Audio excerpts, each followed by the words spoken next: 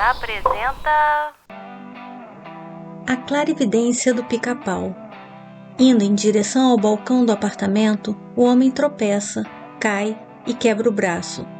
Isso é apenas o começo das mudanças que lhe acontecerão.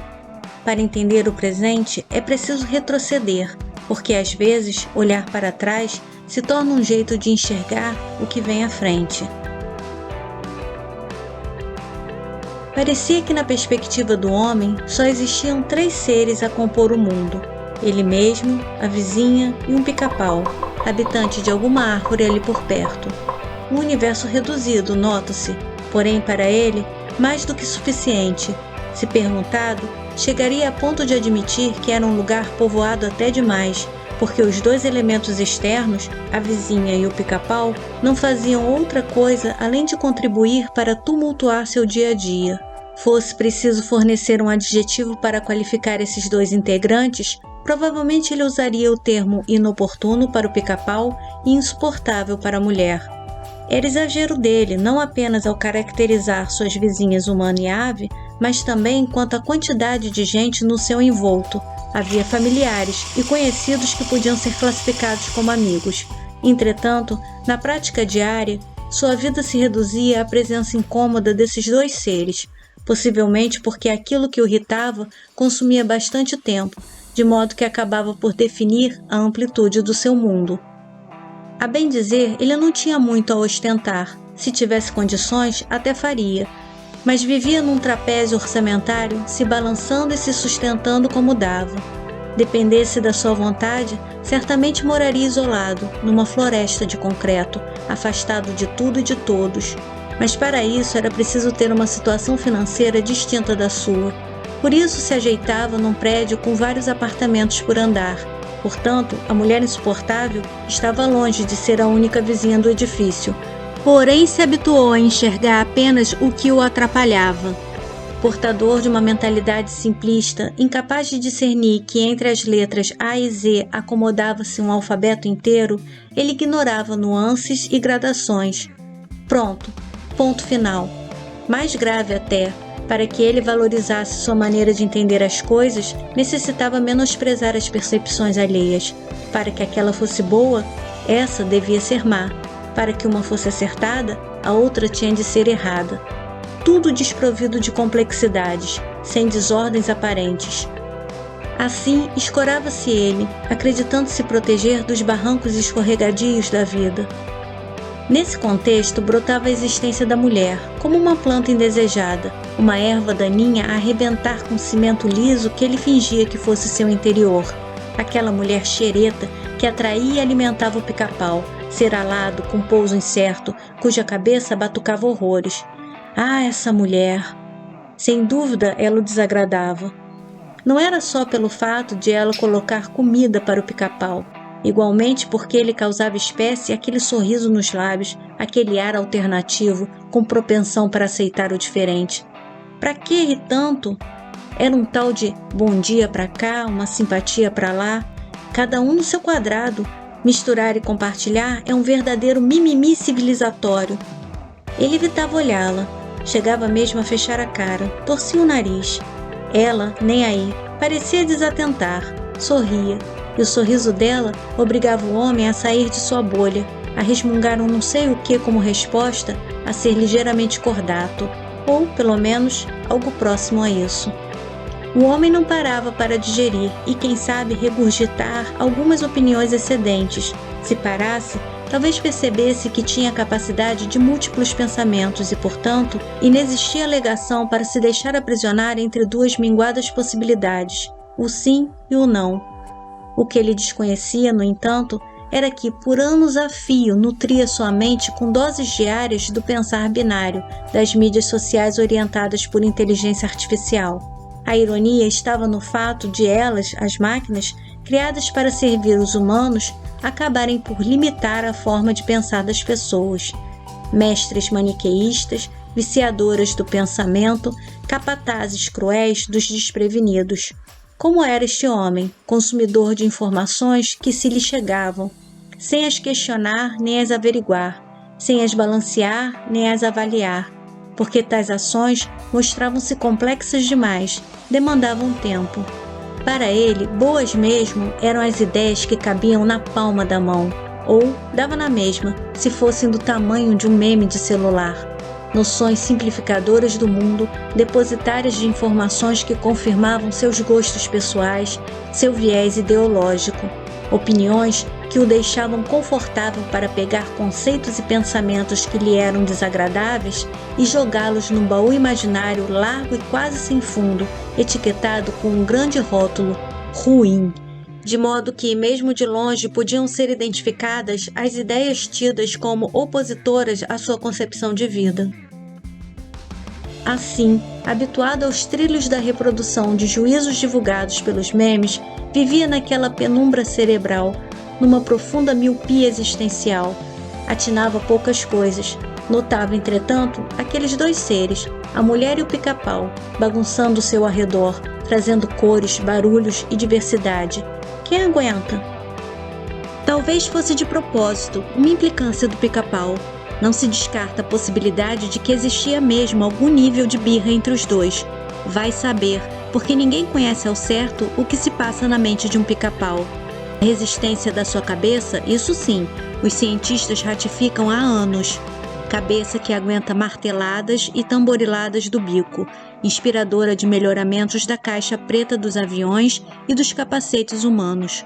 Todavia, como existência complexa, diferente do que se pode imaginar, não se trata de uma cabeça dura, senão uma com osso esponjoso, o tal do osso hioide, com uma estrutura semelhante à do emborrachado, capaz de amortecer os impactos recebidos durante as atividades do bico, deixando a cabeça apta para batucar à vontade, para frente e para trás, como um telégrafo espalhador de mensagens, convidando e atraindo, produzindo sons únicos, jamais repetidos por outro qualquer, nem mesmo por seres da sua própria espécie. Pica-pau e homem, um tão pluma, outro tão botijão, um colorido, outro carranca, avesso ao que não concebia como seu, mesmo que aquilo que chamasse de seu se resumisse em mera repetição do que outros disseram. Nem percebia isso, afinal eram outros similares a ele, quase ele, portanto. Sim, talvez tivesse começado aí a primeira irritação do homem, mas não se restringia a isso, porque o pica-pau interessou-se por batucar na calha do balcão do homem. Aproximava-se, conferia se estava só, fazia seu sambinha na calha, como se enviasse mensagens para os que a soubessem decifrar. Depois, perdia o gosto do pouso e se dirigia ao balcão seguinte, o da vizinha. No começo o homem não achou que era pessoal, sentia só a chatice daquele barulho. Todavia, um pouco mais tarde, observou que logo após o batucar da ave, uma comida lhe era servida no balcão ao lado.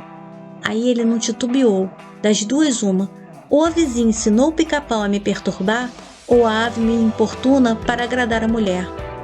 Imagine se ele conceberia as trilhões de outras possibilidades existentes entre esses dois extremos, o da mulher fixada nele ou do pica-pau apegado a ela. Teimoso até machucar, quando se afeiçoava a uma ideia, lutava e relutava frente a qualquer fato, pessoa ou situação que a provasse errada. Alguém lhe apresentava provas, não eram suficientes. Outro mostrava por A mais B o absurdo, isso não passava de narrativa criada. Fosse um qualquer apontar autoridades científicas sobre o assunto, ele respondia com: cada um acredita no que quiser. Por que a situação do pica-pau na calha do balcão seria interpretada de modo diferente? O ponto era que nem sempre se tratava de questões que implicavam fé. Francamente, a maioria nem passava perto disso. O problema mesmo estava naquela cabeça dura, inflexível. Quando consumia uma opinião, não abria mais mão dela.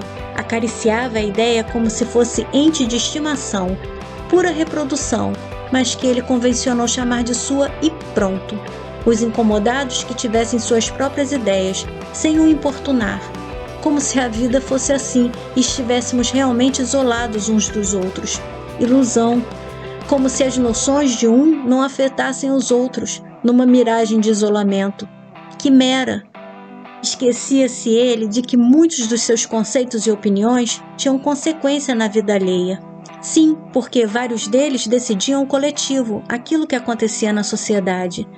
Era o caso das suas concepções políticas que desembocavam num voto que faria diferença para todos de sua cidade, de seu estado, de seu país.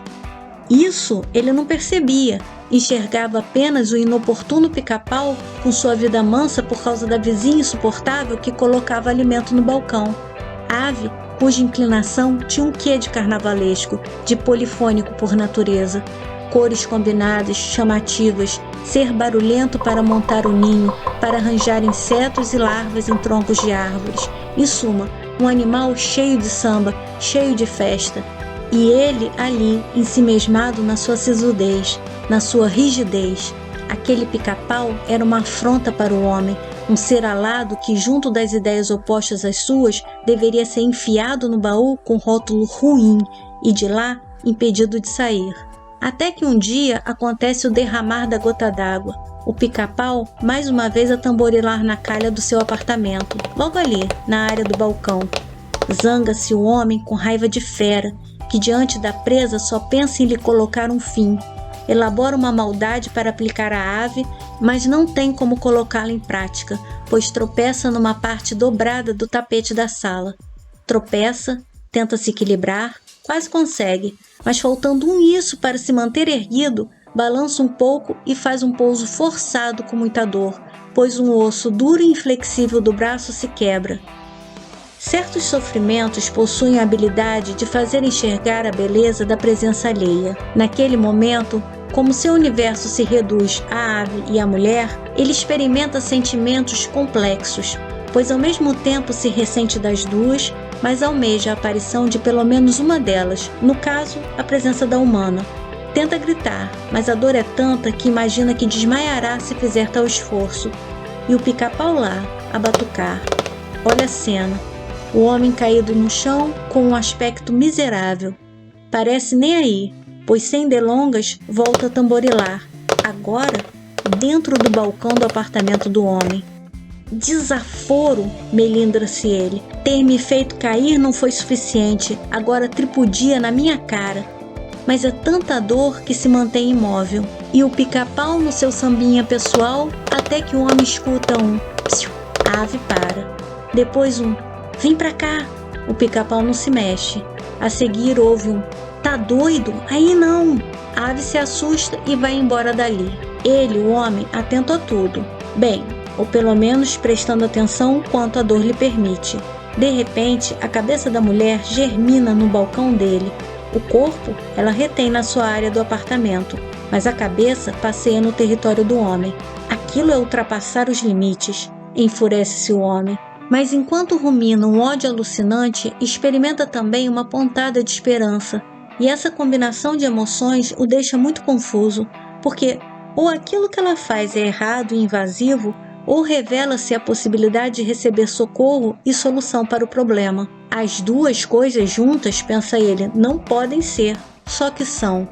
E quanto mais percebe que elas são, mais ele fica confuso, sem saber o que julgar, o que distinguir, como se comportar.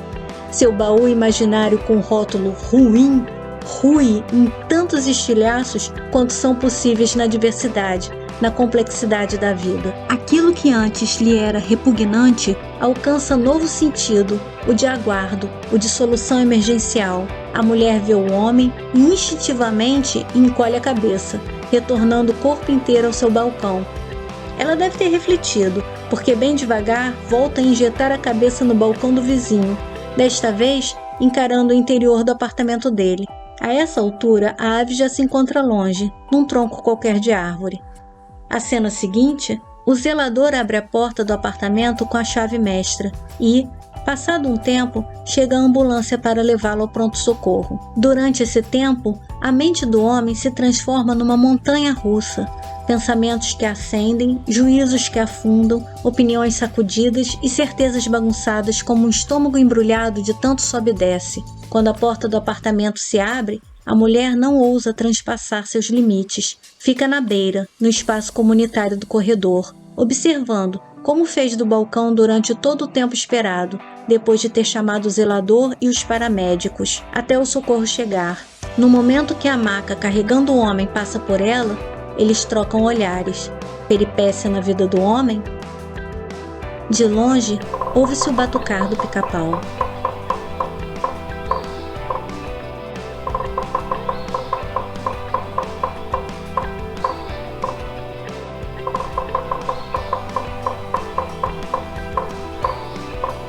Se quiser, inscreva-se no canal, ative o sininho, curta os vídeos e os compartilhe com seus conhecidos.